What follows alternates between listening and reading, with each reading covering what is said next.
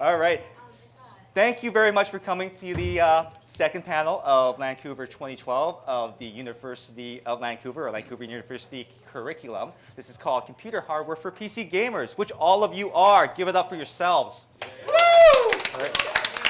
As promised, we will have free stuff. We have free coffee, free donuts. We have prizes and bigger prizes. I will be your moderator this session. My name is Steven from Futurelooks.com. Couple of housekeeping items. We thanked Antec for the juices. We thanked NVIDIA for the coffee and donuts that you are still enjoying. Thank you. Thank you, Asus, NVIDIA, and NCIX for providing the wonderful gift bags over there that you're going to get when you leave, okay? There's a ticket inside the bag where you can claim for a T-shirt. Get the name right, boss. What's that? Get the name right, or we're going to have it out. Everybody, it's Asus. Stay out him, everybody. Asus, like Jesus. Asus. All right. Yeah, there's a raffle ticket inside those bags when you grab it. Just visit Asus and Asus. There you go. Asus. And like they Dr. will provide Seuss. you with an ROG T-shirt of your size choice. All right. I'm going to introduce the panelists here. When your name is called, panelists, please stand up so that everyone knows who you are. Starting at my very far left is JJ Guerrero. You may know him from Newegg TV, from Asus TV. He is very famous in the PC world. Give it up for Asus's Senior Technical Marketing Specialist. Directly to his right is the hardest working case rep in Western Canada. He's the only guy repping in this part of the country. He's here for you. Give it up for William Au of Antec.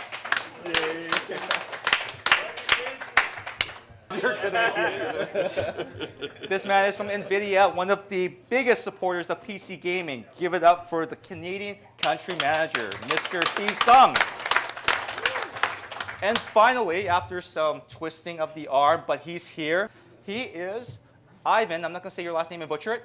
Ivan, the crazy Russian from NCIS. Crazy, I'm intense. Give it up for Ivan. When it's your turn to ask questions again, speak clearly, stand up so that the camera can see you, and direct your question at one of the panelists. Now, if you don't know who to direct it to, just say that this question is for the panel, and hopefully one of these guys will just chime in, or they will all point at JJ over at the end. We're going to open up with an opening question to the panel. You guys have already warmed up to this question, so hopefully you guys can provide some more insight now. Tell us about your very first DIY PC experience. What kind of hardware were you using back then? And what went right or wrong in your build? I think, David, you already noted, and I think there was actually a lot of symmetry between most of us. I think, at least for three of us, we all kind of were centered around a P2B experience, Asus board. 440 chipset from Intel was kind of a really popular chipset for people getting into that first grade of enthusiast overclocking, working with boards and kind of the whole experience. Overall, I think most of us said that we had a pretty good experience. I did have something really interesting at the time when I was setting up that system. I got a free monitor from my brother's friend who was, let's say, an interesting background.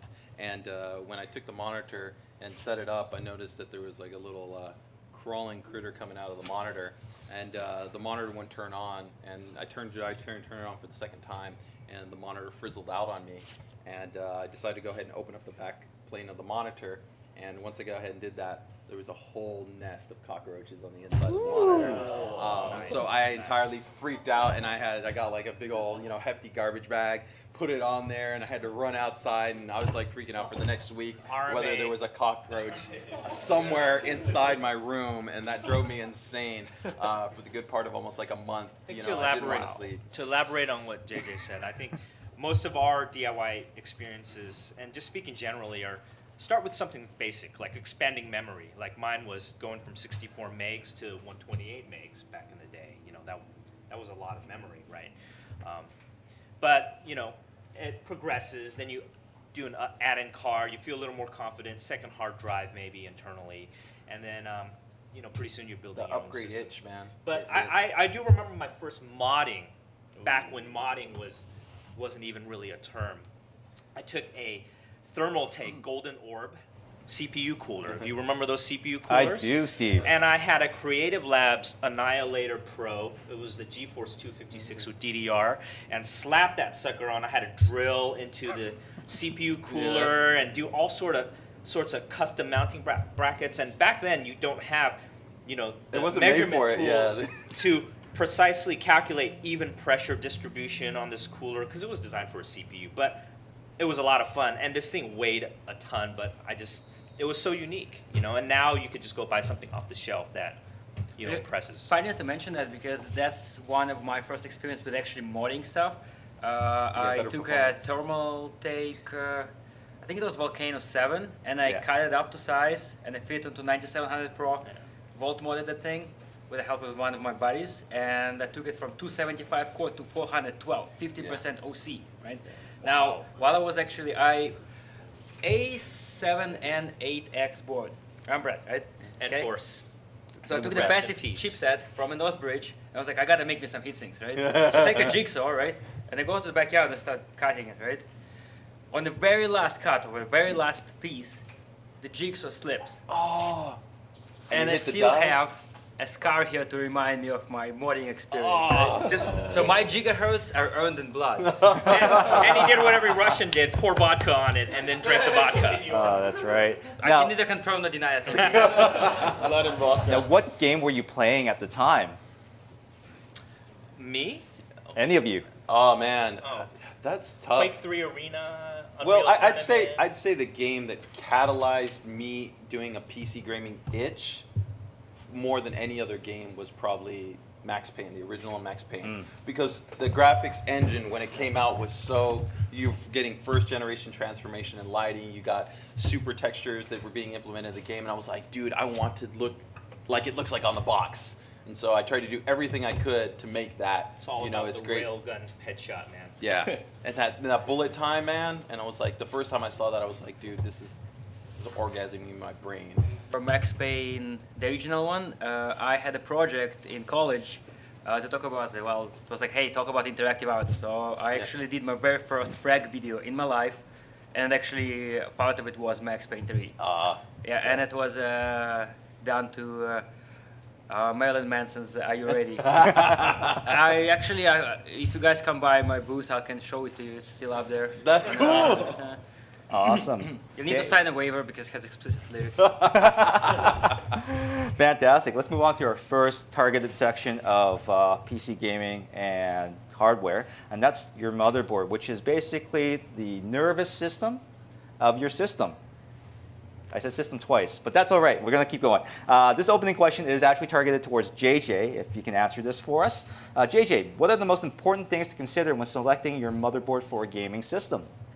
Try to look past spec and look more so at the actual usability model, right? So an example that we talked about yesterday would be in a classic gaming case, right? You probably have, 2 to 3 to 4 fans, right? So do you want a motherboard that actually has the ability to control those fans, right? Because when you're not gaming, right, you're surfing the net, maybe you're reading a game review, maybe you're just listening to some music, you want everything to be quiet, right? There's no reason for the fans to be ramped loud.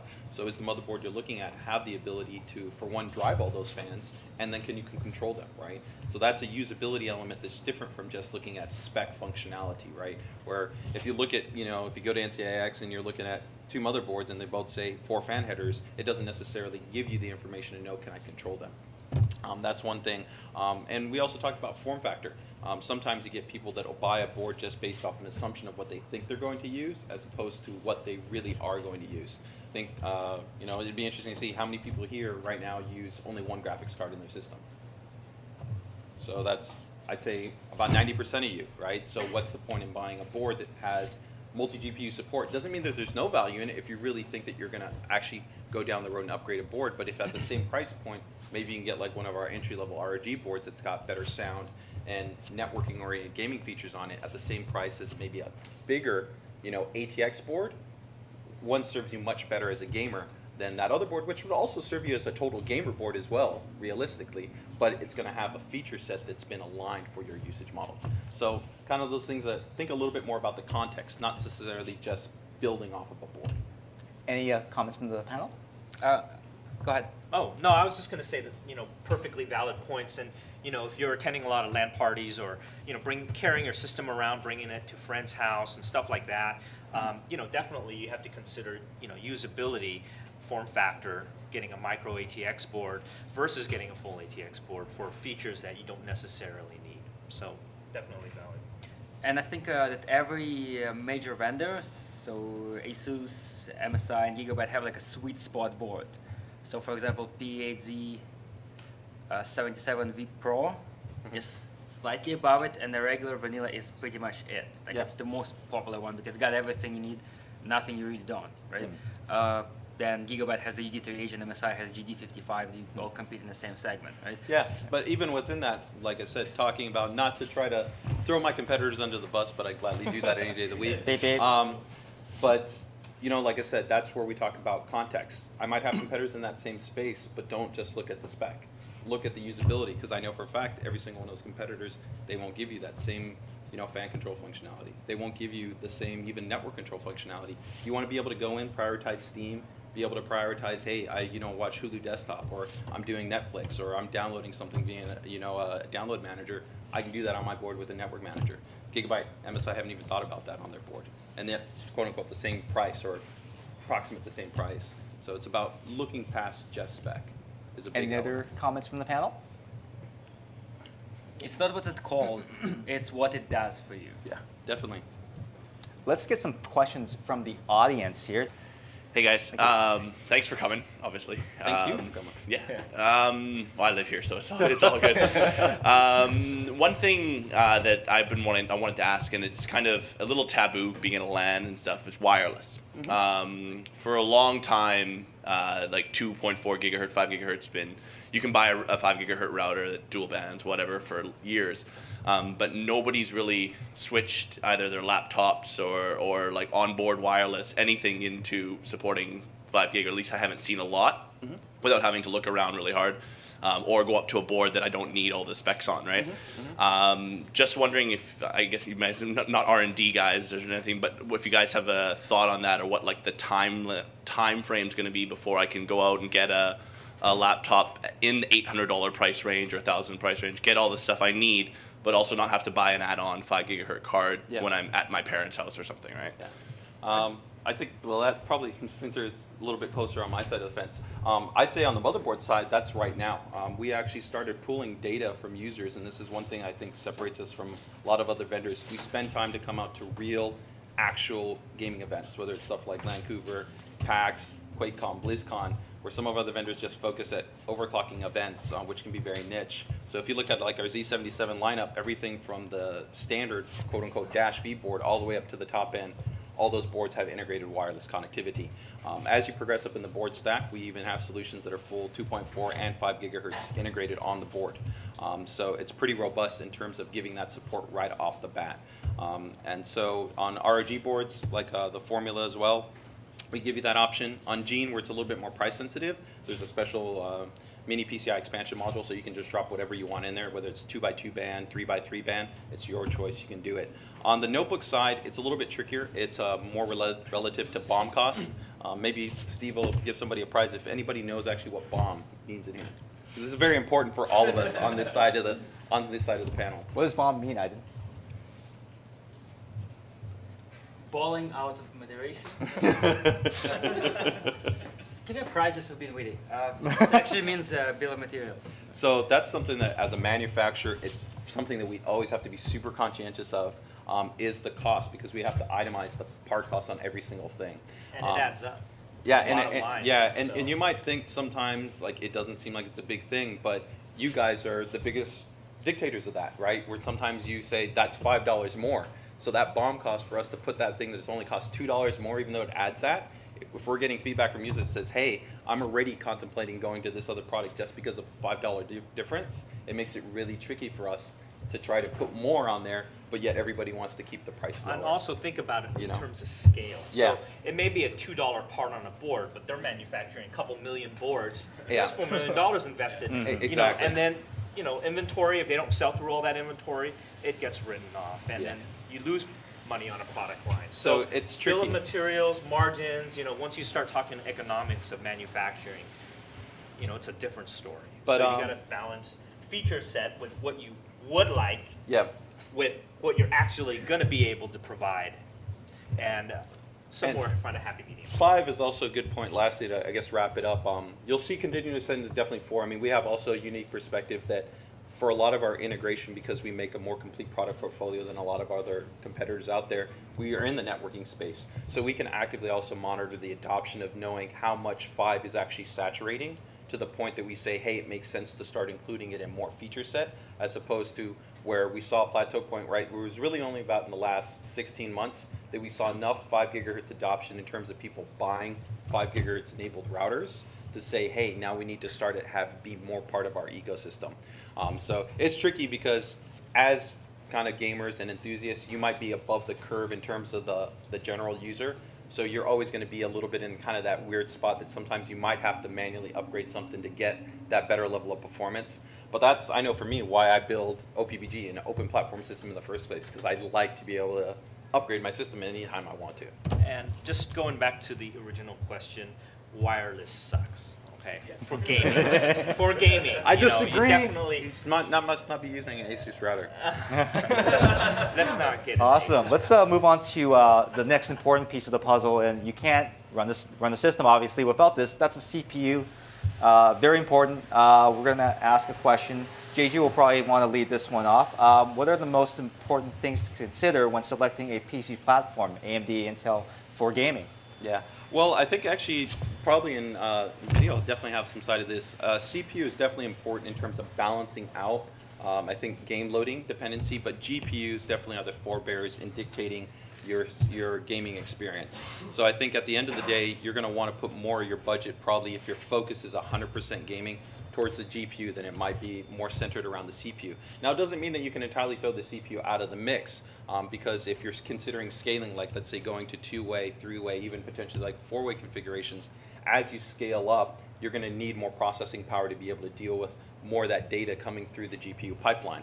So it's not really that there's a perfect answer. It's more so a question, once again, comes back to how do you plan to use your system. So to elaborate on that, NVIDIA actually devised a campaign to educate the consumer about the differences of where you should budget, because in the old model, with Intel marketing, they're blowing a lot of money into the CPU and trying to sell the highest CPU they can to you, right? But our optimized PC story is basically you want to balance your GPU with a CPU and eliminate bottlenecks. Yeah. That's the main thing. Yeah. You don't want to bottleneck any part of your system. So, instead of spending $400 or $500 on a CPU and then, throwing a $100 GPU in there, maybe you get a $250 CPU and a $200 video card.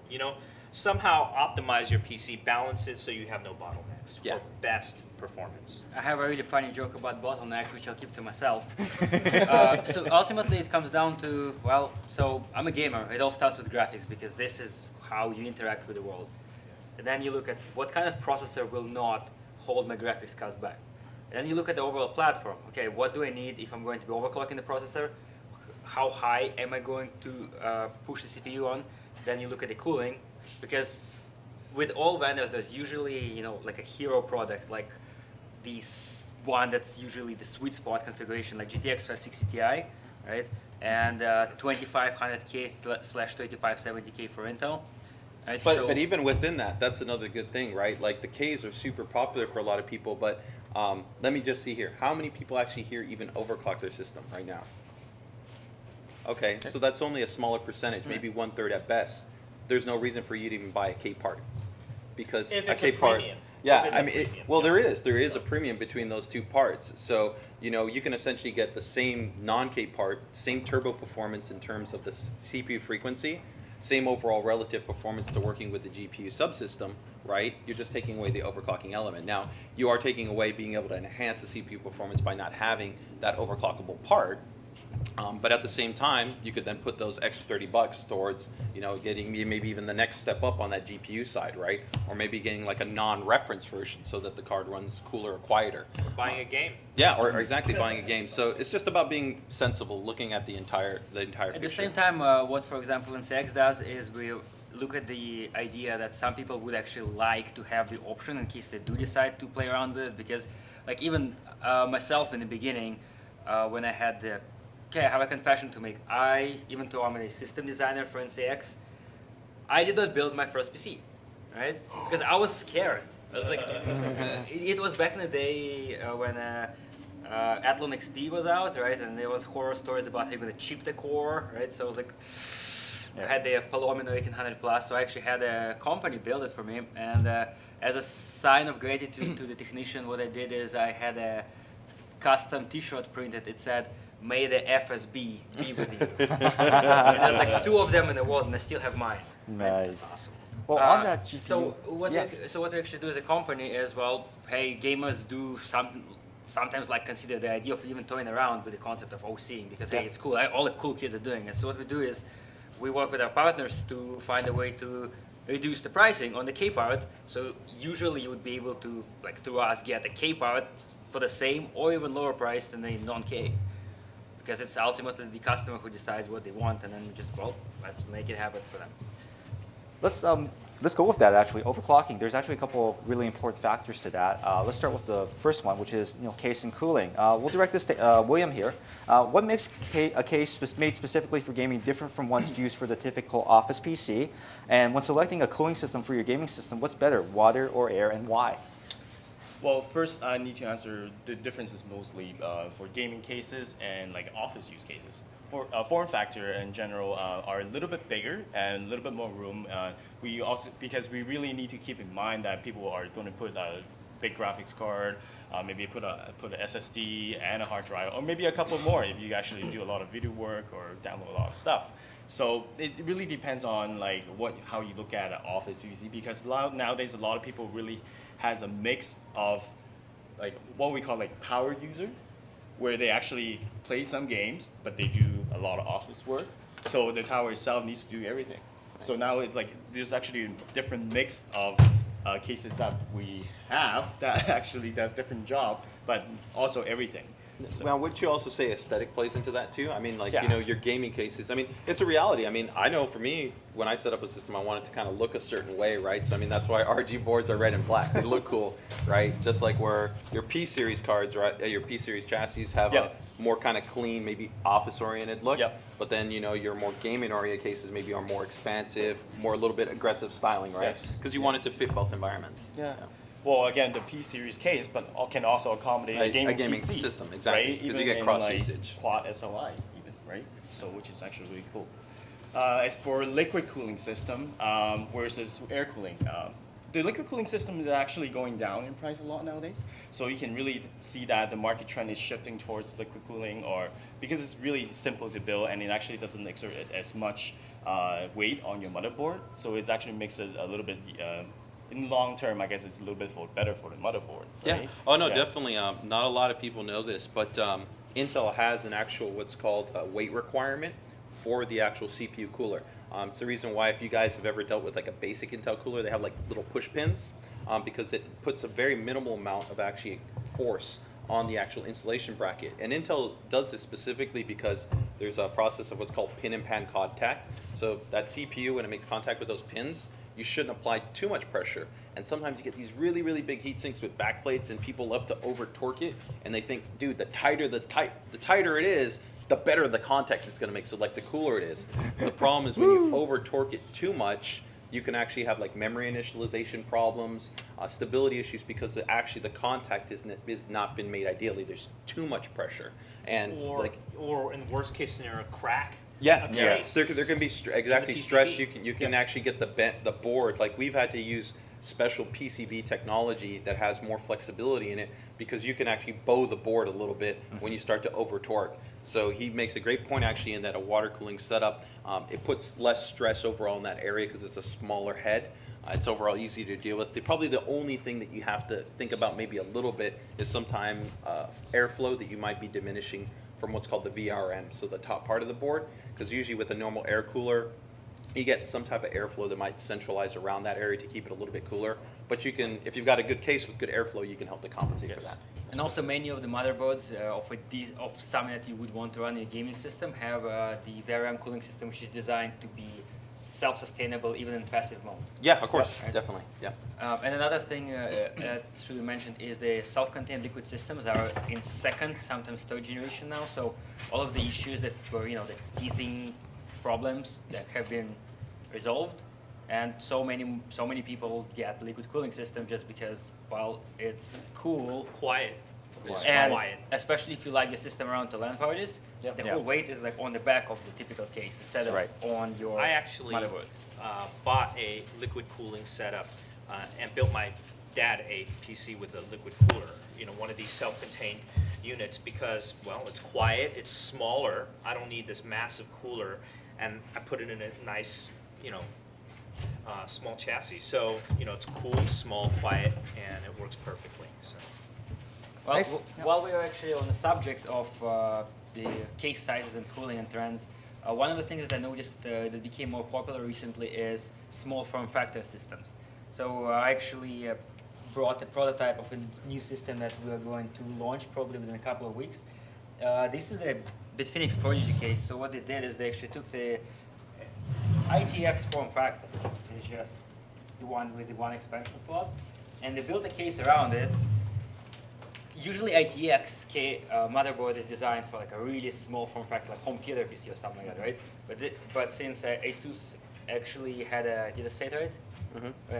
Right. They actually had a motherboard from Deluxe class that has like a separate PCB with the VRM module. I looked at it, I'm like, yeah, right, I gotta do something with that.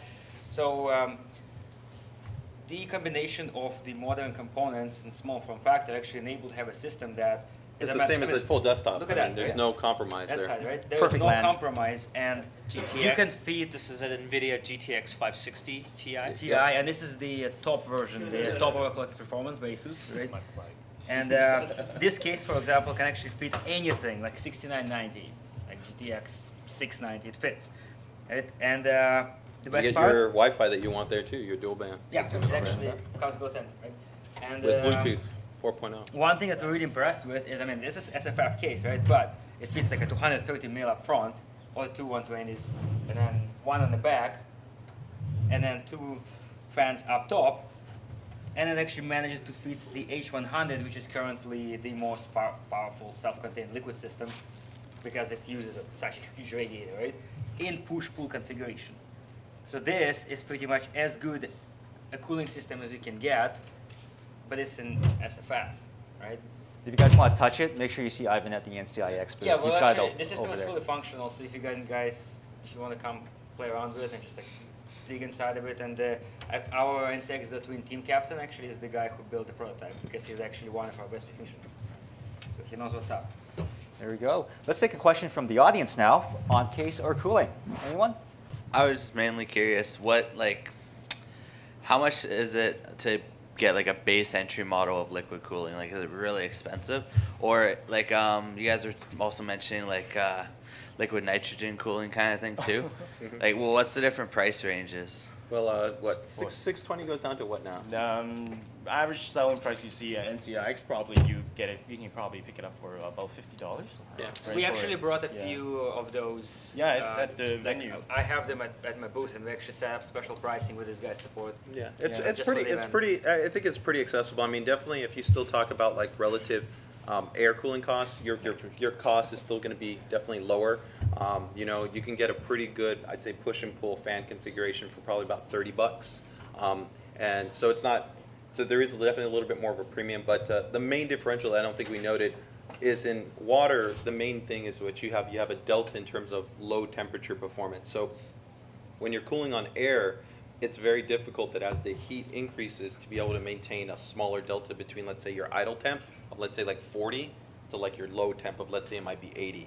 And with water, because it's more effective at dissipating that heat, you can keep that delta smaller. So that's really where the main benefit is. You still need to deal with airflow, though, to be able to cool the radiator. So there is still that kind of compromise of trying to figure out cooling performance relative to the acoustics of the platform.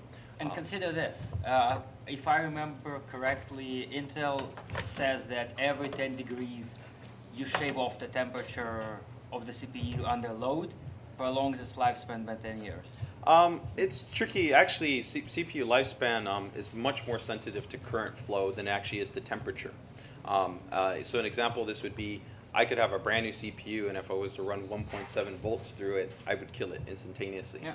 But I could keep that same CPU and run it actually 6 years straight at 90 C, and I wouldn't overall affect its lifespan. So temperature is important in terms of helping to maintain more so stability and clock frequency. But voltage is actually a much bigger dictator in terms of the long term about the stability and the lifespan of your product. So you want to be more conscientious of that when you deal with that. And that is definitely, get back a little bit where we talked about overclocking, things that you have to keep in mind. But even for, I think when you were saying, Ivan noted about quickly easing it, there are easy ways for you guys to start. Like I talked about yesterday in the presentation, for people that start, like a lot of our boards have like something like this. It's called like a TPU switch. So if you did buy like a 35770K or something like that, it start off like at 3.7 gigahertz. Even if with the Intel retail fan, you could just switch that button, not know anything, and you get 4.2 gigahertz. So there are definitely stepping stones, and if you make the investment to go with something like, let's say, like a 620 or 920, with that water cooling, of course, you can continue to scale. And actually, that self-tuning option is available from BIOS as well as from software, I believe. So either way you want to do it, like And if any you're way you just want to start it. dabbing your toes in it, just hey, here's an easy way for you, and like there's an easy cancel, stop, don't do it, scare it. Yeah. Right. So because OCing is going mainstream, and especially with the headroom that current processors get. Yeah. Like it's like what? Okay, 3.6 to 3.7, you can take it to 4.5. That's tangible.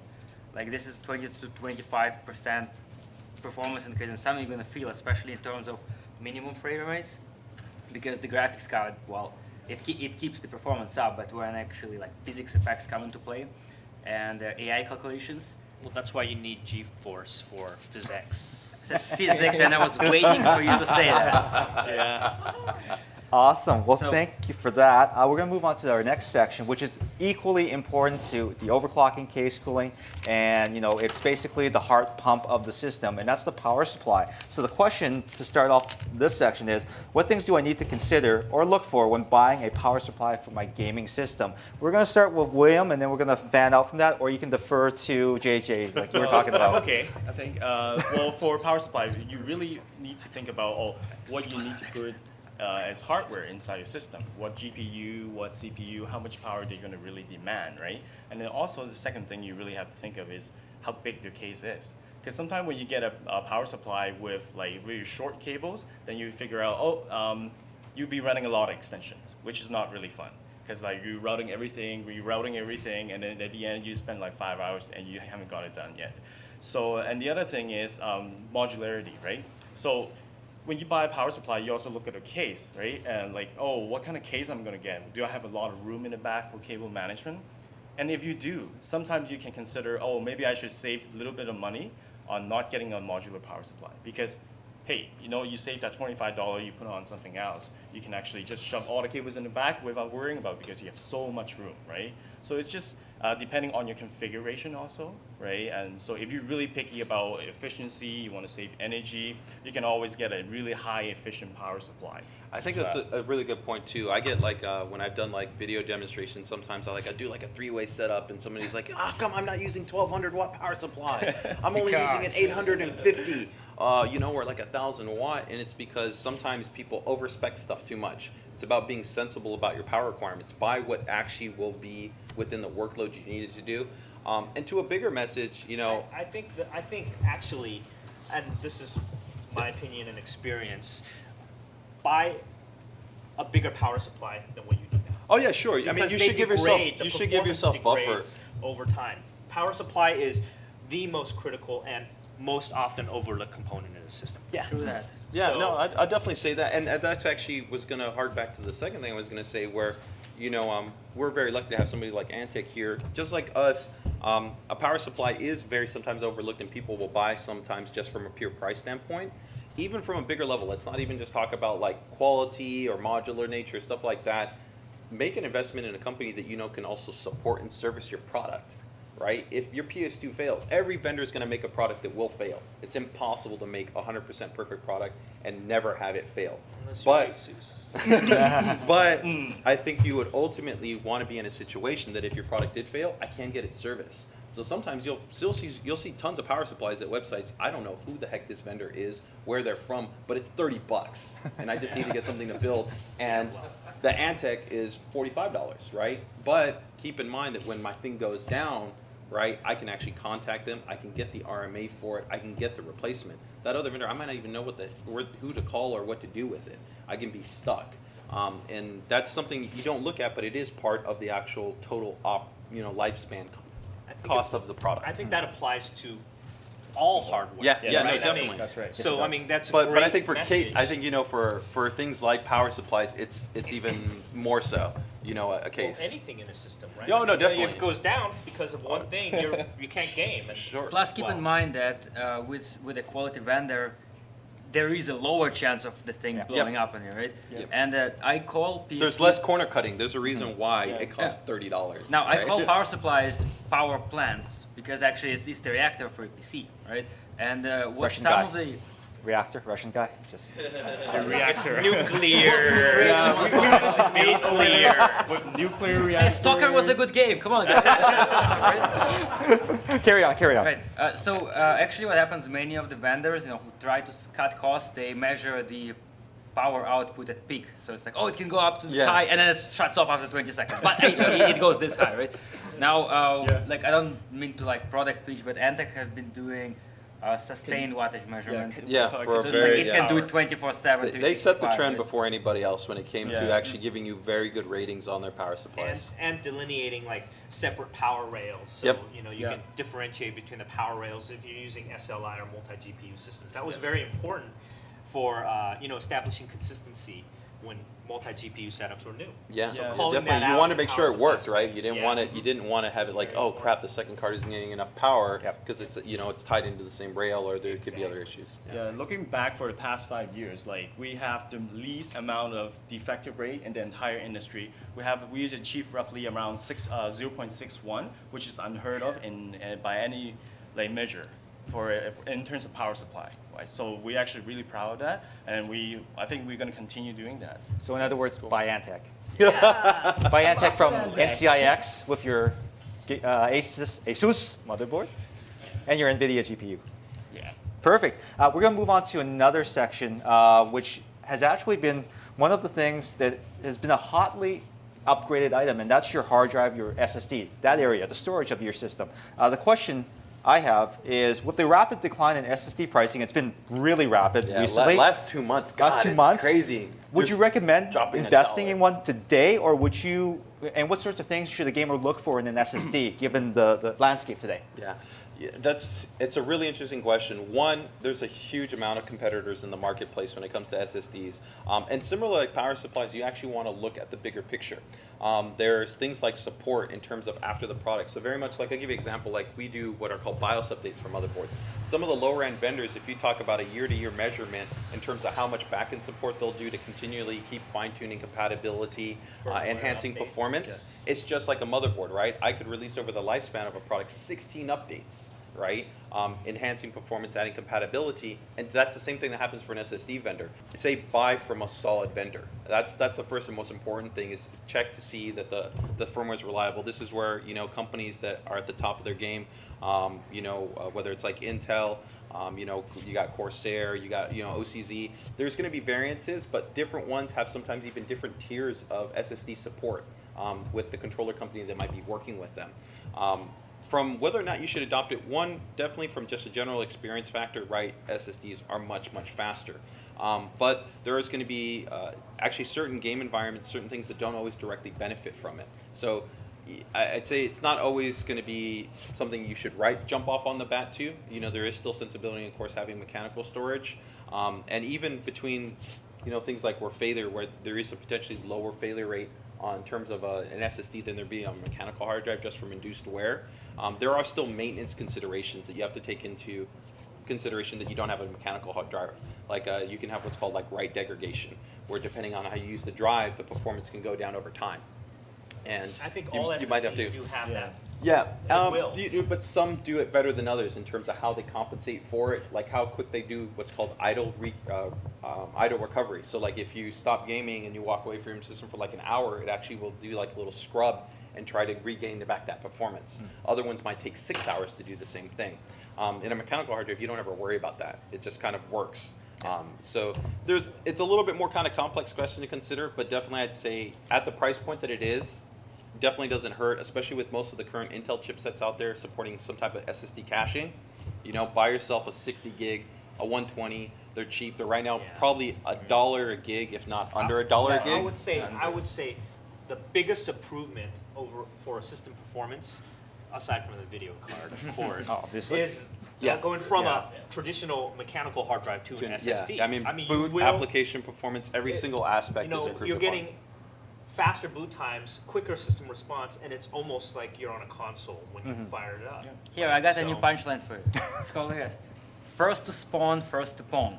Because There you go. Nice. That's so true. So Yeah. some of the games, like for example BF3, they really benefit from the fact that you actually have it on the SSD, maps, yeah, and yeah, it yeah. loads much quicker. it Now loads on many the fly. servers, for example, would actually want to level the playing field and then wait for everyone to spawn until they start, or there's Yeah. a timer or something like that. But still, once you try the SSD, going back to hard drive is like Oh yeah. trying steak mignon and then trying to go back to salami. Yeah. Just saying. Now, some games actually do stuff like streaming the level itself. Like, for example, Diablo 3 does not have loading times really. Once you're in, you're in. Well, right? yes and no. What happened is, let's say you go into a portal in D3, right? Have you ever seen you go into portal and you're dead? Yeah, I've seen a lot of friends doing that. It's like, what happened? I'm like, well, you loaded, right? I told because I use an SSD, and then I'm like killing stuff, and then I'm like, help me, please. You know, when you go in Party Inferno, it's not funny. So like, yeah, you just get your ass kicked. You should go on a Saturday night. My drops, Get your no. pass. Yeah, so. And one last note is there actually are even some development differentials. Some game developers are actually even right now reading your hardware spec, and some game loadout will change depending if you have an SSD. Ubisoft is doing this with like Assassin's Creed, where if you actually like ride the horse, you mount the horse in the game, because there's a general retexturing that occurs as actually the horse animation occurs on a mechanical hard drive. The horse actually runs kind of weird. It's kind of like I'd say like a soft gallop. And then on actually an SSD, it actually looks like a full running movement. It's a small thing, but it looks much nicer on the SSD. So there are game developers that are already even starting to now look at that. And you're having, and while we've talked about the GPU dictates 100% the image quality factors, like whether you support tessellation, whether you're supporting advanced anti-aliasing options and things like that. There are also game developers that are looking from an AI standpoint on CPU support that enable certain things. Like if you've got more cores, you might see more actually maybe AI characters in the background and things like that as well. So it's like we talked about, not having a bottleneck. Especially when you run mods. Like Yeah. for example, there's this new mod for Oblivion. That thing creates its own virtual memory space, and like it needs like 17 16 over 9000 GTX 680s to like be able to run full quality, right?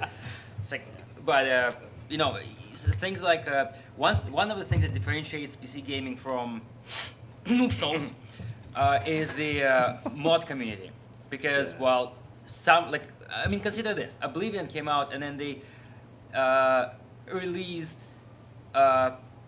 the mod kit for it, right? And then there's actually the whole official Steam huge group community that all they do is, you know, they just modified, you know, the original game was not based on Steam, right? But now the Skyrim was actually, so that's a big selling point. It's like you get completely free and awesome content for your game, but usually what happens is, since, for example, the texture quality is improved, the AI routines are improved, the view distance improved, well, you gotta pretty much pay to play, right? Yeah. But this is what it is, and remember, you only game once. You only live once, so might as well treat yourself. Yeah. Awesome. Let's take a question from the audience. This is more showing the system inside. I'll direct this generally to the panel because I don't think you guys are with any vendors that do SSDs. What is the state of affairs of data recovery on SSDs that fail versus mechanical hard drives? Mechanical hard drives are obviously a lot easier. I think I probably actually have a lot of this because we do more validation with SSD vendors than anybody else because we're, of course, on the motherboard side, and we have to kind of be conscientious of this. Data recovery is actually really complex right now for SSDs per the complexity of the controller variants. Every single, even if you're looking at a whole bunch of drives and they're all using SandForce, they all have their own individual firmware stack, and the difficulty behind recovery on SSDs. So if the drive was to fail and you need to get data off of it, and a professional recovery lab has to actually have that actual PCB, firmware, and controller for each individual drive. As an example, I'll give you the Vertex 3, when it launched, from then to right now, has had 11 firmware revisions. That's very difficult from a recovery standpoint because each time they've revisioned it, it has a little bit of a different write of information to the disk. And yeah. Yeah. So and they're doing on RAID. You just you just tripled your cost on the recovery. Moral of the story: always back up your data. Back up Yeah. your stuff. Back up. Back up. Yeah. And back up your backup if it's an unrecoverable. That's right. Yeah. Yeah. Back it up. Leave one copy at your grandma's house. You know, and Well, you know? and I will make one note just in that backup is that some people will like image or stuff like that. Remember though that 90% of all issues that happen in your PC environment are part of your operating system, whether it's from a driver, a bad update, an infection, it could be from anything. If all you're doing is doing a mirrored backup, you haven't solved anything. Because when you go back to your backup, if it's like a mirror, it's essentially infected just like your primary system is. So your backup should always be data independent, right? Unless you want to be like Arnold Schwarzenegger in the 60s. This is not a clone. Yeah, and to that extent, always also consider maybe every, 6 months, consider doing like a dedicated even medium backup, whether it's like to a DVD or to like even like a Blu-ray disc. Blu-ray discs are actually pretty reasonable. You can get a 25 gig disc for between about $1 to $3. So if you're talking about just taking a whole bunch of your photos, music, videos, and just keeping on a permanent disk that you can put away, right, and not have to worry about it and always be able to have that data, it's a good But thing. you have to be careful because those Blu-ray discs do degrade after like 100-something years. Yeah. Yeah, I think Octodisc just released a special archival grade media that's guaranteed to be readable for like 100 years. Yeah, you can. It'll cost you a little bit more. You can get archival media for both DVD, CD, and for BD. Delta usually is about a 3x delta. So if let's say a normal BD disc is about $3, you're going to pay between probably $9 to $12 for it. That might be something really precious. I mean, most of you guys don't seem to. You might have kids, but I guess you had baby photos, or you got pictures of you and your lady on your first dates or whatever, right? And you want to keep those around or whatever. Ladies. Yeah. Remember, your information is the most important part of your system. And So that's true. that, right? If it's gone, Even my game money saves. cannot buy. Yeah. God. Oh, got to the last level on Super Meat Boy, cannot lose this. Now, one section that we didn't touch on yet, and I think we've covered pretty much everything, is of course the memory and the RAM in the system. Without these items, you can't run the system. So the question to the panel is, what makes memory good for gaming, and what do you have to look for when selecting memory modules? That's a good question, and it's complex. It's a co-relationship on the memory side, also definitely with the motherboard side. We have to do an extreme amount of memory validation. Memory compatibility has gotten much better than it used to be because, at least from a frequency and performance standpoint, the memory controller is now part of the CPU. It's not on the motherboard anymore. But still, us as a vendor, we have to spend a huge amount of time to do validation and interoperability for different DIMMs, different initialization patterns, even things like not a lot of people consciously think about it, but this happened actually on AMD, where the 890 platform was out, and then you went to the 900 series, and there was a big difference in memory costs. Like right now, 4 gig DIMMs are super cheap. You can buy like 8 gigabytes for like $30. It's like super. You don't remember Rambus? I remember RAM. But the trick was you had people that bought originally, let's say like a 890 platform or maybe first generation X58 where they ran triple channel 1 gig DIMMs, and then all of a sudden they decided to upgrade, right? And a board, right, might not have initial compatibility for those higher density DIMMs. So that's where there's a thing that physically it works, right? Physically and on a compatibility level, Corsair, Mushkin, Patriot, Kingston, they're all going to tell you on their page that it works, right? But there's also still the compatibility factor on the board vendor that if I don't have the support for 4 gigabyte DIMMs, it might not work right. Or even maybe I have an older generational CPU, and the bad part about having the memory controller on the CPU is that CPU might have only been validated for densities that are under 4 gigs.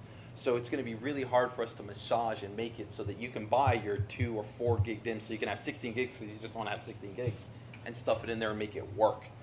So that's part of even the reason why, like I said, considering a board, right? That's not even a spec to some people, but BIOS updating is a big part of making sure that you have compatibility and interoperability. So the message for purchasing memory, go to the memory manufacturer, and look at their configurators. Because most often, legit memory companies will do compatibility testing with their parts on Yeah. the particular motherboard unit. But you have to be super actually careful with this, and it's not to throw memory vendors under the bus because we work with a huge amount of them, but like things like XMP, this is a really good example. XMP gets validated generally maybe on one board, maybe 2 boards, or even if they do 7 boards, but they do it all on maybe 1 or 2 CPUs. The problem with that is different CPUs act differently, especially I'll give you an example. Intel right now rates all their current CPUs to 1600 officially. That's all they test in their lab. Outside of that, they have what's called a performance lab where they check for faster speeds, but they don't validate the actual faster speeds. There's no obligation on Intel to say, we're going to certify this to run at 2133. Right? Exactly. It's out of spec. And the bad thing actually about XMP, almost to a degree, and some of the revisions have changed, but not many people understand this. If Kingston has to validate XMP on ECS's board, ASRock's board, Gigabyte's board, Asus's board, they could all get to that same frequency in different ways. And the bad thing about that is that on ECS's board, it might take maybe a significant increase in VCCIO, so like special voltages that have to be artificially pumped up to get it to be stable at that speed. Well, on my board, it might not require any of that. It might be able to require just the adjustment to the timings and to the DRAM voltage.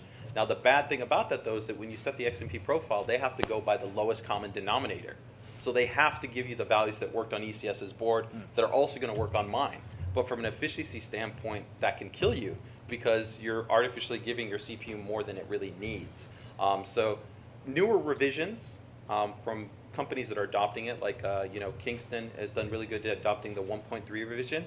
Intel has said, hey, you guys can't start making changes to the CPU anymore in terms of adding this voltage and this voltage and this voltage. They're only allowed to do certain things, but not all board vendors follow that. So memory's tricky, so all I can tell you is that some vendors spend a lot more time, as an example, just a general rule. We right now out-validate our partners 6-1 in terms of how much memory we validate per board platform versus our competitors to try to make sure that regardless of what brand you buy, it's going to work. But I definitely come back just like to what we talked about with power supplies, buy from a good, reputable vendor. You need to, that's why check with the memory vendor, because Asus isn't going to go replace your memory if it doesn't work. Yep. So buy from a reputable memory vendor, go with their configurator as best as possible, and at least if you say you've gone with that and it doesn't work or works poorly, they'll back you up. Yeah. Because Asus ultimately, won't send you memory. Yeah, we won't send you memory, but the other thing is that I'll tell you more often than not, because I know from experience, people call us out. They won't call the memory vendor out because the way that the marketing system is broken down, the expectation is right now seems like the memory kit is passive. It doesn't change. It's just like there's nothing on their end that they could have done to not make it not work with the board. The industry right? doesn't change. So I was with Asus from 2000 to 2004, and I started in tech support. Okay, so I did pretty much a very similar job to what JJ did for a while, and industry does not change. If anything went wrong in the computer, it was a motherboard's fault. Memory problems, it's a motherboard. It's a motherboard's Video fault. card, video goes out, it's a motherboard. I mean, so you got to understand if you do your due diligence, do your research, and buy from a reputable Now, manufacturer. the last note I will is with densities becoming so cheap, there's cool stuff that you can do though. Like we talked about SSDs, but like with having 16 gigabytes of RAM, if you actually look at your page file usage as a gamer, you're probably only using between 2 to 4 gigs, right? So if you bought 8 gigs or 16 gigs, what are you doing with the rest of the memory? Nothing. disk. It's just sitting there. Yeah, exactly. Start to consider. You can do stuff like RAM caches, RAM disks. You could essentially have a RAM cache that's going to actually be, 10 times faster than an SSD that you could have cache all your games for you. So the moment you open Battlefield 3, it's caching through system memory instead of even going to a hard disk so it's or to 5 an times SSD. faster than an SSD. Yeah. So, that's a really cool functionality that you have available to you when you go to higher density memories that can really enhance performance. even from game applications. Imagine installing, you could do a RAM disk if you had like X79 and you got a whole bunch of DIMMs. You could load Battlefield 3 all from memory. Install the whole thing from there. You don't even need to run an SSD.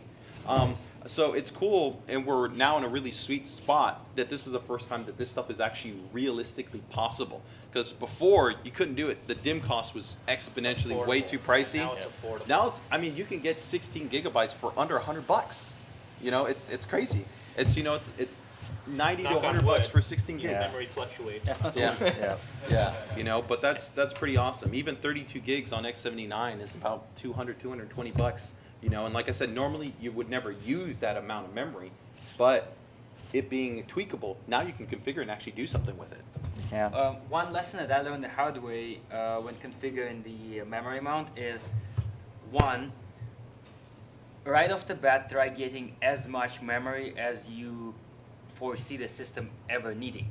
Because if you try to upgrade memory later on by adding some more identical sticks, what happens is many times the manufacturer will change the internal IC, revisions, yes. Yeah, right? yeah. So it's okay. So it's the same kit, right? So But I it's should not plug the it in same and it memory. works. Yeah. Not guaranteed. And you cannot really blame them because bill of material changes all the time, Yes. right? Yeah. So Well, even yield, they might not, that memory might not exist anymore. They Yeah. might have run its production. so that happens, and then sometimes it's possible to tweak it into submission. Yeah. Why did I just use the wrong impression? But then again, you know, if you know how to tweak the memory into becoming stable, whereas it's not, you probably would not be having this issue where you have tried upgrading memory later on, because this is what happens, right? So save yourself the time and the frustration, because like I learned that the hard way. I actually had to like spend, I think, around 4 hours trying to stabilize it, just tweaking it. Yeah. Running MEM test and Prime 95, like it took like 3-4 days. After that, I just gave up and I went and bought another kit. So just get as much RAM as you think that you're gonna need for this system, like forever, right? And plus the RAM is cheap. Second thing that I learned is always go for higher density modules. So it's better to get 2x8s than 4x4s. Some people, for some reason, think that, oh well, more sticks is more faster, right? Or they think, well, It's like RAID for memory. Yeah. Yeah. Big no, face palm right there, Yeah, except I have yeah. hair, you know? Yeah. And then what happens is that, again, when you have like a lot of memory DIMMs, then it actually puts more stress onto your CPU, because Yeah. that's where the memory controller is, right? Yeah, and that's the same thing. Like I already talked about that whole XMP debacle. That's what people don't get, right? You can go and I can check Corsair's site for 2133 DIMMs, right? And then people will try to put that on X79 in 8 population, and I realized Intel never even certified the controller to potentially run 2133 across 4 DIMMs, much less 8 DIMMs. Now it doesn't mean it might not be possible. If we've tweaked the board, maybe we can get certain sub characteristics right, and you got a good quality CPU, it's possible. I mean, we validated 8 DIMMs, actually even up to 2400 on our X79 boards. So we've done a lot of homework to make that work right, but that's no guarantee. It's not a guarantee that every single time that's going to work. And to Ivan's point, definitely you hit the wall when it comes to density as opposed to frequency much sooner, right? If ultimately you're playing a game and all of a sudden the page file goes from 2 gigs to 4 gigs, and you only had 2 gigs, you feel that right away, right? So even if you would have gone with 2 gigs of 2800, right, you hit the wall because you didn't have enough. So it does definitely make more sense to try to normalize and go with something density-wise. So, right now probably the sweet spot is like 4 gigs, 1600. 2133 though has dropped even quite a bit, and even for some of the newer platforms though, memory can impact some of the subsystems like USB 3. We've seen sensitivity that if you go with like faster speed kits, you can actually get some faster USB 3 performance. Optimized PC. Yeah. Thank you. All right, let's go to our closing panel question. If there's one thing that you want everyone in this room to get about building, upgrading, or maintaining their gaming system, what would that one thing be? We'll start it. JJ. I think it just, like I said, it comes back to trying to look at the complete picture. I tried to do a lot of stuff, whether it's like videos, putting guides out in the forum communities, even talking to websites about, looking at, like I had a great conversation actually with Futurelooks' team about, looking at past just benchmarks, right? And like NVIDIA, I know is in a very similar situation as us, is they have an ecosystem the way they develop the product. It's not just about the GPU performance, it's about looking at the efficiency of the architecture, about that if you consider multiple GPUs, you're gonna get awesome scaling because they've designed that scaling architecture in place. Just like when we go about designing a board, right? There's more than just that basic specification.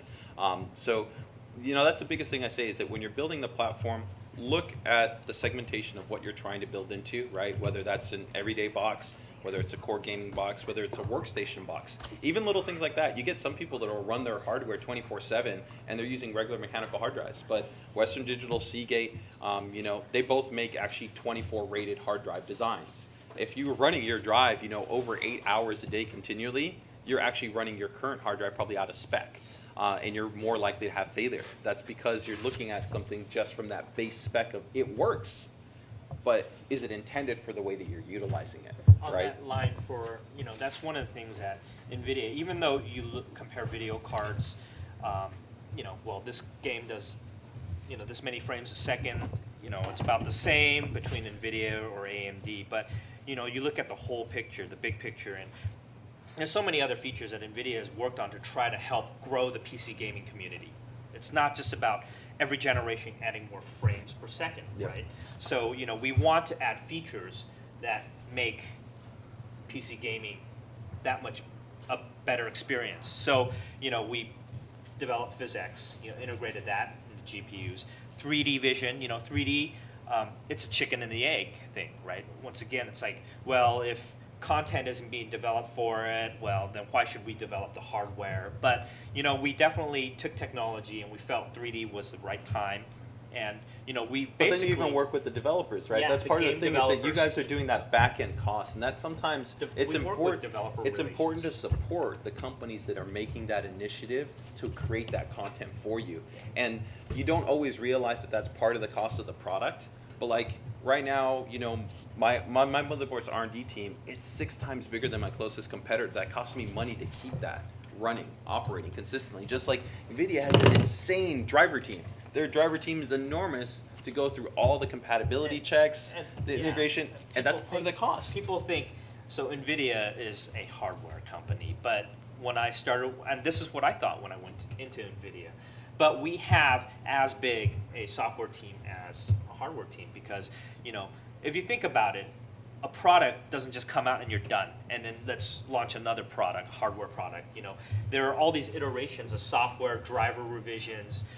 Even through this feature whole set, period. like where I mean, they just add when they like added ambient occlusion to like StarCraft, right? Or they just or did the the add-on. high-res texture packages for Yeah. like Crysis 2 or That stuff is awesome to be able to get that stuff, and that's after the support. And we So- work with the developer. And make we're that happen. actually developing this thing called the GeForce Experience. So if you've never gone to NVIDIA's, we have a GeForce.com site.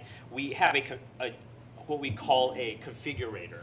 And basically you pull your video card down and basically for any game at any resolution, we'll tell you which setting you can set that setting to, and it'll give you the best optimal experience. So how many of you guys go in and actually change your video card settings for the game, like, or into the game settings? And not very many. game settings for sure. Game settings, okay, maybe half of you, but you guys are gamers. For the general public, you know, who are console gamers, we're trying to bridge that gap in complexity.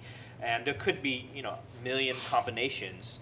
And what we're doing is we're releasing what we call the GeForce Experience, and it's going to be open beta soon, where you download this utility and it'll go through, it'll scan your system for your memory config, your CPU, hard drive, video card, driver revision, and map it against our cloud servers, and basically let you, at one click, optimize all the game settings for that game. Or you can just click one button and it'll optimize all your games and give you the best visual quality, image quality, and performance for your system. So it's bridging the gap between console and PC games in terms of technology, but you still get, you know, the PC gaming experience, better visuals. Did William or Ivan have anything to add to that? I actually have a pretty good example about looking at a bigger picture rather than just a benchmark performance.